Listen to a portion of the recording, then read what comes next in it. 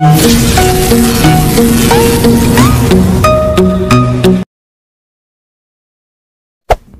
there. Subscribe to my channel. And also press this bell icon.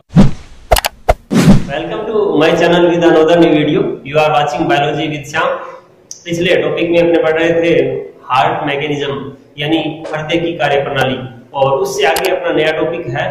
आज अपने पढ़ेंगे दोहरा परिसंचरण तंत्र या हृदय की जो एक तरह से डबल सर्कुलेटरी सिस्टम होता है वो पढ़ेंगे। तो इस वीडियो को अंत तक अपने बने रहिए देखने के लिए, और इससे अच्छे पर्सन है वो बनकर आते हैं और एनसीईआरटी में इसकी डिटेलिंग है वो द्वारा इससे पूछ लेते हैं। 10वीं क्लास के अंदर भी इसका बहुत ज्यादा इम्पोर्टेंस है, तो 10वीं के स्टूडेंट है वो भी इसको अच्छी तरह से देख सकते हैं और समझ सकते हैं। आसान और सरल तरीके से अपने देखेंगे। तो बात करते हैं वेसल्स या ब्लड वाहिकाएं। ब्लड वाहिकाएं, वेसल्स होता है नलिकाएं या वाहिकाएं। तो यहां पर बात करते हैं वाहिकाओं की। वाहिकाएं क्या होती है? हमारे शरीर के अंदर क्या है जो ब्लड का प्रवाह करती है या परिवहन करती है, वो तीन प्रकार से या तीन प्रकार के लेयर से बनी होती है। तो उसको अपने यहाँ पे मैंने लिखा है ट्यूनिका एक्सटर्ना, बाह्य कुंचक यानी बाह्य कुंचक, बाह्य कुंचक, और ट्यूनिका मीडिया मतलब मध्य कुंचक, मध्य कुंचक, और तीसरी है ट्यूनिका इंटाइमा, इंटाइमा मतलब एक तरह से अंत कुंचक यानी अंत कुंचक, यानी तीन प्रकार के लेयर से बनी होती है। मतलब वेसल्स होते हैं जैसे ये है, और इसमें क्या है तीन प्रकार के, ये बाहरी हो गया, ये मध्य हो गया, और ये इसका अंदर का हो गया। तो तीन प्रकार के लेयर्स होते हैं। तो ये बाह्य होता है, और ये मध्य होता है, और ये अंदर वाला होता है। तो तीन स्तर पाए जाते हैं। अब इसमें ये देखिए कि बाह्य जो स्तर होता है या लेयर होती है वो अप्रत्यास्थ कोलेजन तंतुओं की बनी होती है। किसकी? अप्रत्यास्थ कोलेजन तंतुओं की बनी होती है। मतलब चाहे वो धमनी हो चाहे शिरा हो, वो एक तरह से क्या है बाह्य कुंचक होता है, वो एक तरह से अप्रत्यास्थ कोलेजन तंतुओं की बनी होती है। तो इंपॉर्टेंट है, कई बार पूछ लेते हैं कोलेजन तंतु कौन से में पाए जाते हैं। और दूसरा है जो ट्यूनिका मीडिया है या मध्य जो कुंचक होता है, वो अरेखित पेशियों और प्रत्यास्थ तंतुओं से मिलकर बना होता है। यानी अरेखित पेशियां होती है जो अपने पेशियों का या कई बार अपने जो ऊतक होते हैं उसमें हमने पढ़ा होगा, तो उसमें क्या होते हैं ये रेखित पेशियों से बने होते हैं और प्रत्यास्थ होते हैं, मतलब एक तरह से फ्लेक्सिबल होते हैं। ठीक है। और तीसरा जो स्तर होता है वो क्या होता है? इंटाइमा होता है या अंत उपकला का बना होता है। ये एक तरह से अंत कुंचक है, वो अंत उपकला का बना होता है, या उसको एंडोथीलियम भी बोलते हैं। मतलब एंडोथीलियम एक तरह से अंत स्तर होता है, और ये किसका? ये इंटाइमा जो स्तर है वो इसका बना होता है। ये तीनों चीजें हैं, आपको अच्छी तरह से इसको देखनी है और पढ़नी है। उसके बाद बात करते हैं अपने दोहरा परिसंचरण तंत्र पढ़ने के लिए। हमारे शरीर के अंदर क्या है? धमनियां होती है, और एक तरह से शिराएं होती है, और कैपिलरीज या केशिकाएं होती है। उनके बारे में जानना बहुत जरूरी है। उसके बाद अपने दोहरे परिसंचरण तंत्र के बारे में पढ़ेंगे। तो सबसे पहले बात करें कि धमनी क्या होती है। मतलब एक ऐसी वाहिका या वाहिनी जो ब्लड को क्या है हृदय से क्या है दूर ले जाती है, या हृदय से हमारे शरीर के पार्ट ऑफ बॉडी है उन तक या उन कोशिकाओं तक ले जाती है जो हमारे शरीर में पाई जाती है। मतलब हृदय से जो वाहिनियां निकलती है और पूरी बॉडी तक क्या है ब्लड को पहुंचाती है, वो वाहिनियां क्या कहलाती है? धमनियां कहलाती है, या आर्टरीज उसको बोलते हैं। और उसके बाद में अपने आर्टरीज है वो केशिकाओं के अंदर क्या है खुलती है। मतलब केशिकाएं क्या होती है? एक तरह से एक वृहद जाल बनाती है, बहुत ही सूक्ष्म नलिकाएं होती है।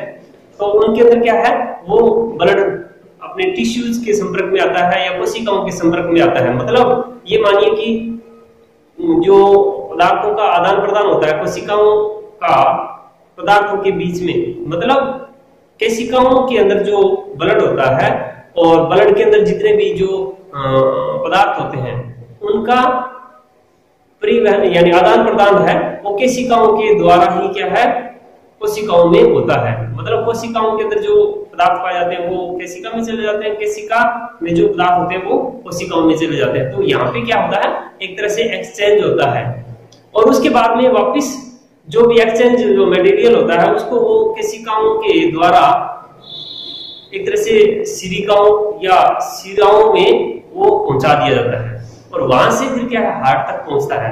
तो इस तरह से ये कैपिलरीज होती है और बीच का जो भाग है वो इम्पोर्टेंट होता है, यहाँ पे आदान प्रदान होता है, ठीक है, पदार्थों का।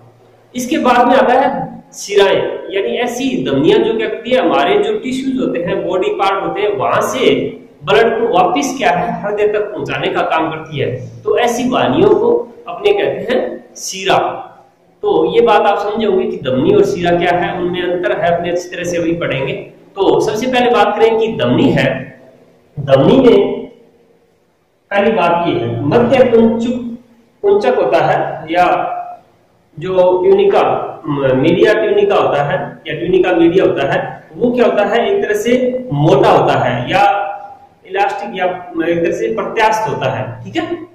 उसके बाद है आंतरिक व्यास की बात करें, आंतरिक व्यास क्या होता है शिराओं से बड़ा होता है या शिरा जो अपने ब्लड को लेके आती है उनका व्यास, नलिकाओं का व्यास और धमनियों का व्यास की बात करें तो ये क्या होता है एक तरह से कम होता है। धमनियों का जो व्यास होता है ये धमनी है तो इसका जो डायमीटर है या बीच का जो दूरी है वो क्या होती है कम होती है, किसकी तुलना में, शिराओं की तुलना में।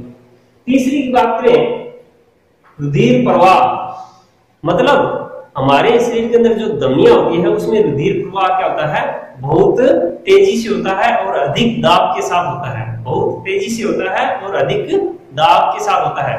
और हमारे शरीर के अंदर जो पल्स रेट होती है ना, डॉक्टर जब चेक करते हैं या हृदय की हार्ट बीट होती है उसको चेक करते हैं तो इस तरह से वो करते हैं, तो वो धमनियों के द्वारा ही अपने को पता लगती है, ठीक है।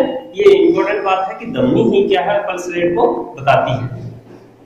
और ये कपाट है, कपाट की बात करें धमनियों के अंदर कपाट है नहीं पाए जाते हैं, मतलब एक तरह से क्या होता है कि जैसे ये यहां पर कपाट मिल गया,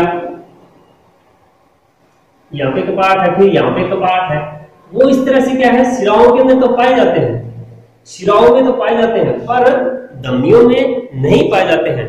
पर यहाँ पे एक बात समझनी आवश्यक है कि जैसे अपने पपुष्य धमनी होती है और एक जो महाधमनी होती है, पपुष्य धमनी जो अशुद्ध ब्लड है वो क्या है फेफड़ों तक ले जाती है, वहां पर उसके जो अर्धचंद्राकार कपाट पाए जाते हैं। और महाधमनी के अंदर क्या है नीले से जब अपने बाएं नीले से जब ब्लड निकलता है और जो महाधमनी में जाता है तो वहां पर क्या है नीले से निकलेगा तो वहां पर अर्धचंद्राकार कपाट जरूर पाए जाते हैं, मतलब पपुष्य धमनी निकलती है और महाधमनी निकलती है, वहां पर कपाट क्या है पाए जाते हैं, इसके अलावा और कपाट नहीं पाए जाते हैं। तो ये इंपॉर्टेंट बात है याद रखने वाली है कि धमनियों के अंदर कपाट है वो हृदय के अंदर पाए जाते हैं, बाकी जो शरीर के अंदर जो भी धमनियां होती है उनमें कपाट नहीं पाए जाते।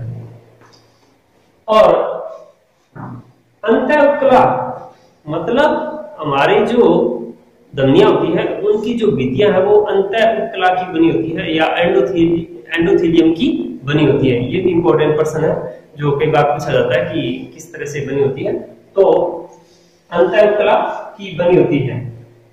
और धमनियों और कोशिकाओं के संधि पर अब यहाँ पे क्या है जैसे क्या होती है धमनी से ब्लड क्या है कोशिकाओं में पहुंचता है तो वहां पर वर्तुल पेशीय अवरोध नहीं पाई जाती है, मतलब एक तरह से वापिस ब्लड को कोशिकाओं से वापिस है वो धमनी में नहीं आने दिया जाता है, तो उसको बोलते हैं वर्तुल पेशीय अवरोधनी, यानी एक तरह से एक अवरोध पैदा किया जाता है ब्लड का, यानी कोशिकाओं से वापिस है वो धमनी में ना आए तो उसको अपने बोलते हैं वर्तुल पेशीय अवरोधनी। तो ये धमनी की इंपॉर्टेंट बातें हैं जो अपने अच्छी तरह से पढ़ेंगे और इसको अपने पॉज करके या रोक कर भी क्या है इसको देख सकते हैं। अब बात करें कैपिलरीज या केशिकाएं।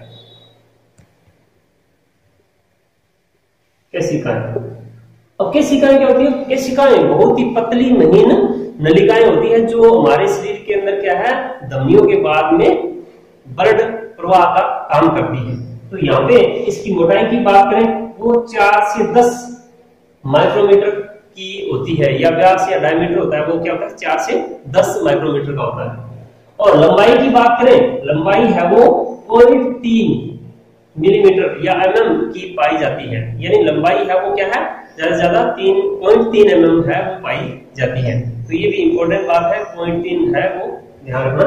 और एक बहुत बड़ा जाल बनाती है हमारे शरीर के अंदर, क्या है बहुत बड़ा जाल बनाती है हमारे शरीर के अंदर। क्या है, ब्लड जब भी होता है शरीर के अंदर तो वो केशिकाओं के अंदर बहता है और बहुत बड़ा जाल बनाते हैं। और इसी जाल के अंदर क्या है, एक तरह से क्या है हमारे शरीर में जितने भी जो ब्लड के अंदर कंपोनेंट होते हैं या उसके अलावा न्यूट्रिएंट होते हैं या जो अवशिष्ट पदार्थ होते हैं वो यहाँ पर क्या है एक्सचेंज होता है। मतलब केशिकाओं और कोशिकाओं के बीच में जो भी गलित अवस्था में पदार्थ होते हैं वो क्या करते हैं आर पार आ जा सकते हैं और हमारे शरीर के अंदर क्या है वो कोशिकाओं की आवश्यकताओं को पूरा करते हैं, या कोशिकाओं में अवशिष्ट पदार्थ जो भी बनते हैं उनको बाहर निकालते हैं। जैसे CO2 है वो बाहर निकलेगी तो वो यहाँ पर केशिकाओं के द्वारा ये क्या है आदान प्रदान किया जाता है। तो इम्पोर्टेंट बात है केशिकाओं के द्वारा ही ये कार्य होता है।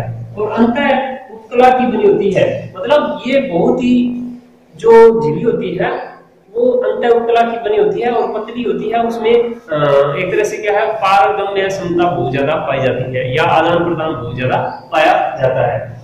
और यहाँ पे रुधिर प्रवाह है, रुधिर प्रवाह का मतलब होता है जब ब्लड चलता है तो वो बहुत ही छोटी छोटी नलिकाओं में बढ़ जाता है। तो इससे ये होता है कि ब्लड है वो एक तरह से परिवहन क्या है या ट्रांसपोर्टेशन है उसका क्या हो जाता है धीमा हो जाता है, या बहाव है वो क्या हो जाता है धीमा हो जाता है। और वहां पे धीमा होने की वजह से हमारे शरीर में जितने भी जो विसरण क्रिया द्वारा या आदान प्रदान है वो आसानी से और पूरी तरह से कंप्लीट हो जाता है।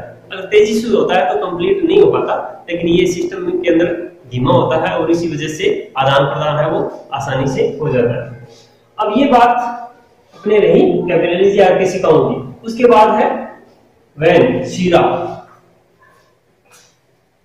शीरा है वो एक तरह से क्या है बड़ी वाहिकाएं होती हैं उनको अपने कहते हैं। शीरा का मतलब आप पहले भी समझ गए होंगे, जो भी बॉडी पार्ट से ब्लड है वो हृदय तक पहुंचाती है वाहिकाएं, उनको अपनी शीरा कहते हैं। लेकिन शीरा है वो पहले सिरिकाओं में या वेनोल्स में बंटी होती है या छोटे छोटे नलिकाओं में या सिरिकाओं में बंटी होती है, और उन सिरिकाओं से फिर क्या बड़ी वाहिकाओं में खुलती है, उनको शीरा बोलते हैं। तो उनके अंदर क्या है जो ब्लड बहता है और वो हार्ट तक पहुंचता है। लेकिन शीराओं की कुछ विशेषताएं हैं जो अपने यहाँ पर बात करेंगे। ये शीराएं हैं वो कोलेजन तंतुओं की बनी होती है। कौन से तंतुओं की? कोलेजन की। इंपॉर्टेंट बात है कि कौन से तंतुओं की बनी होती है, तो प्रश्न पूछ सकते हैं। कोलेजन तंतु है वो शीरा के अंदर पाए जाते हैं। ये दृढ़ और अप्रत्यास्थ होती है, मतलब एक तरह से क्या है मजबूत होती है और अप्रत्यास्थ होती है, मतलब एक तरह से लचीलापन है वो नहीं पाया जाता है। कई बार आपने देखा होगा कि जैसे ये मेरे हाथ की जो कई बार ये देखिए अपने यहाँ पे जो बाहर से दिखाई देती है वो क्या है एक तरह से ये शीरा होती है, ये आपको नजर आ रही होगी।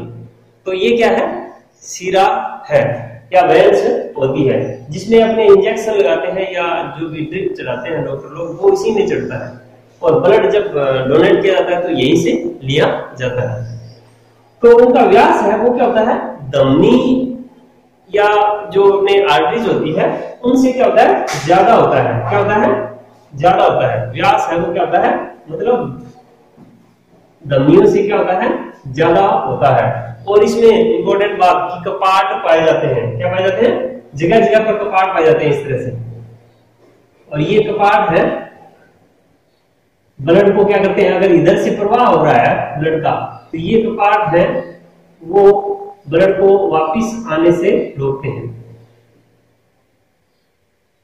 इस तरह की कंडीशन है इनमें पाई जाती है। मतलब ब्लड है इधर तो चला जाता है लेकिन वापिस आते हैं तो ये क्या है, ऐसे रुक जाते हैं। मतलब ऐसे है तो खुल जाते हैं, दबाव पीछे पड़ता है और वापिस आता है तो बंद हो जाते हैं। तो मतलब उल्टा प्रवाह है वो नहीं होने देते, एक दिशा में चलने के लिए प्रेरित करते हैं। तो इस तरह से ये कपाट भी जगह जगह पर पाए जाते हैं। और उनका रुधिर है, रुधिर प्रवाह क्या होता है, धीमा होता है। क्या होता है, धीमा होता है, क्योंकि इनका जो डायमीटर है वो क्या है, धमनियों से क्या होता है, ज्यादा होता है, इसलिए क्या है कम होगा, आप सामान्य बात है जानते हैं। और दाब भी क्या होगा, दाब भी कम होगा। और ऊर्ध्व और निम्न महाशिरा, मतलब ब्लड जो हार्ट के अंदर आता है वो सुपीरियर वेना कोवा और इंफीरियर वेना कोवा के द्वारा आता है। एक अपने इसके अलावा एक आर्टरीज और शिरा और भी होती है जो ब्लड हृदय को पहुंचाती है। ठीक है, इसके अलावा इंपॉर्टेंट द्वार है जो ऊर्ध्व और निम्न यानी सुपीरियर और इंफीरियर वेना कोवा के द्वारा ब्लड है वो हमारे शरीर के अंदर पहुंचता है, शरीर के हार्ट के अंदर पहुंचता है। तो अब बात करेंगे अपने, ये तो हो गया धमनी है, केशिकाएं हैं और अपने शिरा है। ठीक है, अब अगली बात करें अपने डबल सर्कुलेटरी सिस्टम या दोहरा परिसंचरण तंत्र है वो हृदय में किस प्रकार का पाया जाता है, तो उससे संबंधित बातें करेंगे अपने। तो ये भी इंपॉर्टेंट टॉपिक है और अच्छी तरह से इसको समझाने की कोशिश करेंगे। दोहरा परिसंचरण तंत्र,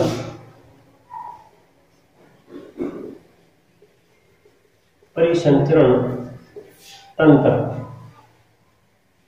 दोहरा परिसंचरण तंत्र की बात करें तो अपने ये मानिए कि कोई एक ये पार्ट है और उसमें से कोई भी एक जनरल सी बात है कि दोहरा, एक बार अगर आदमी इसके अंदर से आया, यहां से एक सीधी सी बात करें, एक आदमी है वो यहां से एक बार आया और निकल गया, मतलब इसके अंदर क्या है, एक बार आया, ये रूम मान लीजिए, एक बार आया और निकल गया, मतलब एक बार ही क्या है आया। ठीक है, अगर यही बात, ये कोई दूसरा कमरा है और उसमें आदमी क्या एक बार यहां पर आया फिर दोबारा यहां पर आया, तो ये क्या हुआ, दो बार ये इसके अंदर क्या है आया, मतलब एक कमरे में दो बार उसने आगमन और बहिर्गमन किया या आया और गया। तो ये डबल सर्कुलेटरी सिस्टम पे अपने बैठता है, सही समझे तो इसी प्रकार से ये अपने हृदय में होता है। ब्लड क्या है, हृदय में दो बार पहुंचता है, मतलब एक बार आता है फिर दूसरी बार और आता है। या ये मानिए कि हृदय में जब ब्लड सर्कुलेट होता है या हृदय के द्वारा एक चक्र पूरा होता है ब्लड का, तो उसमें हृदय के अंदर से ब्लड दो बार गुजरता है। कितनी बार गुजरता है, दो बार गुजरता है, इसीलिए उसको दोहरा परिसंचरण तंत्र कहते हैं। अब यहाँ पे बात करें, हार्ट का डायग्राम बनाते हैं फिर अपने समझेंगे। ये अपने छोटा डायग्राम बना के समझाने की कोशिश करेंगे। ये हार्ट है और ये आलिंद है, दोनों ही, ये दायां आलिंद है, आप समझ रहे हैं, दायां आलिंद है और ये बायां आलिंद है। ठीक है, और इसी प्रकार आपने पिछले टॉपिक में पढ़ चुके हैं कि हार्ट है वो इस तरह से चार चैम्बर का बना होता है। ये नीले हैं दोनों ही, ये नीले, ये नीले, ये बायां नीले, बायां नीले और ये दायां नीले। ठीक है, अब यहां पे दोहरा परिसंचरण तंत्र कैसे होता है, मतलब यहां पे जब ब्लड आता है, यहां पर ब्लड आएगा ना, ये ब्लड आता है इंफीरियर और सुपीरियर, इंफीरियर और सुपीरियर वेना कोवा के द्वारा ब्लड आता है। तो इसमें जो ब्लड होगा वो क्या होगा, CO2 युक्त होगा, CO2 युक्त होगा। और CO2 युक्त होने के बाद में आपने मैकेनिज्म में पढ़ लिया था, पूरा आपने समझाने की कोशिश यहाँ पर नहीं करेंगे, आप पिछले वीडियो को देख सकते हैं। तो यहाँ से ब्लड आता है वो डीऑक्सीजनेटेड होता है, डीऑक्सीजनेटेड होता है, मतलब एक तरह से अशुद्ध होता है, इम्प्योर होता है। और यहाँ से ब्लड क्या है, ट्राइकुस्पिड वाल्व के द्वारा क्या है, ट्राइकुस्पिड वाल्व के द्वारा क्या है, नीले में जाता है, उसके दाएं नीले में जाएगा। तो ये यहाँ पर भी क्या होता है, CO2 युक्त होता है, मतलब इम्प्योर होता है, अशुद्ध होता है। अब यहाँ पर देखिए ये ब्लड आ रहा है, कहां से आ रहा है, बॉडी पार्ट से आ रहा है। कहां पर आ रहा है, ये अपने बात करें, ये बॉडी पार्ट है,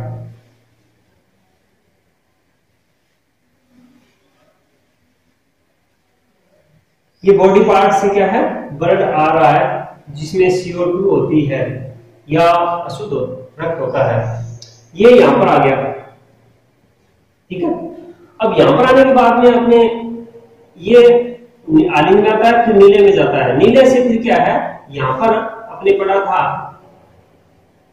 फुफ्फुसीय पल्मोनरी, फुफ्फुसीय पल्मोनरी जो धमनी होती है, वहां से ये निकलता है और कहां पर जाएगा, फेफड़ों में जाएगा।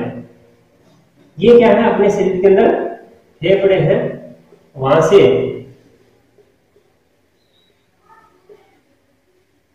प्यूरिफिकेशन होता है, मतलब एक तरह से ब्लड है वो शुद्ध होता है। अब यहां पे देखिए ब्लड है, यहां से शुरू हुआ था CO2, यहां पर क्या हुआ, ये हमारे क्या है, टिश्यूज है या उत्तक है, क्या है, उत्तक है या बॉडी पार्ट है या अंग है, ठीक है। अंग के द्वारा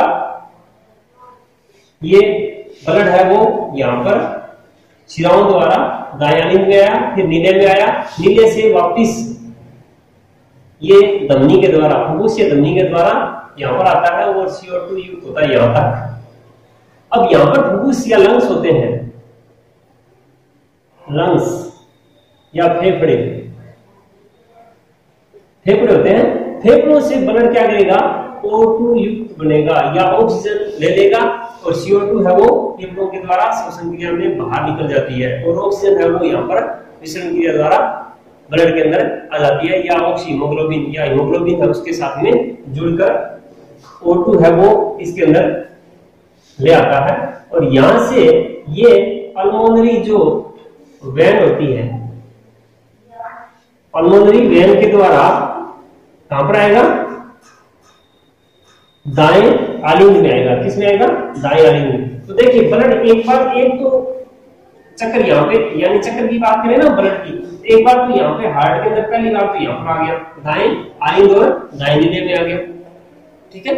अब दूसरी बार यहां से फेफड़ों में चला गया, फेफड़ों में जाने के बाद में क्या हुआ, ये दाएं आलिंग में आता है और यहाँ पे बाइकुस्पिड, बाइकुस्पिड वाल्व के द्वारा, कौन सा, ये अपने बाइकुस्पिड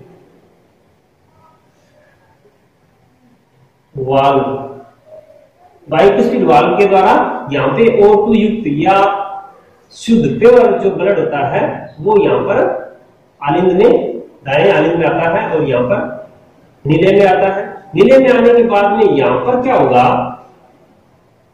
एक आर्टरीज, महाधमनी, कौन सी, महाधमनी, वहां पर जाएगा और महाधमनी से, ये बात कीजिए,